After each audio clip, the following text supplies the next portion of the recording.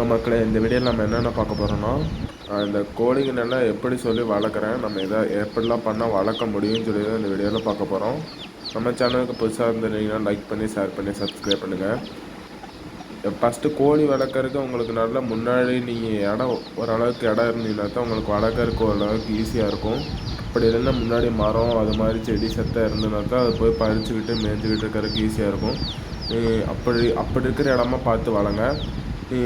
பெரிய பெரிய இடத்துலலாம் பார்த்தீங்கன்னா செட்டு போட்டு ஒரே ஃபார்மாக வளர்ப்பாங்க. நீங்கள் அப்படி உங்களால் முடிஞ்சதுனால வளர்த்துக்கலாம்.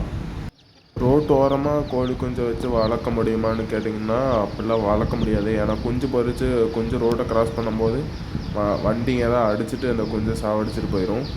நீங்கள் நல்லா முன்னாடி கொஞ்சம் இடம் இருக்கிற மாதிரி பார்த்து வளர்த்திங்கன்னா தான் உங்களுக்கு வளர்க்குறதுக்கு ஈஸியாக இருக்கும். நான் இங்கே பார்த்தீங்கன்னா 2 கூடு கட்டி விட்டுருக்குறேன். இந்த கூட்டில் தான் 2 போய் குழந்தை கொஞ்சம் கோழிங்க 2 அணைஞ்சிக்கும். அதுவும் இல்லாமல் மரம் இருக்குது.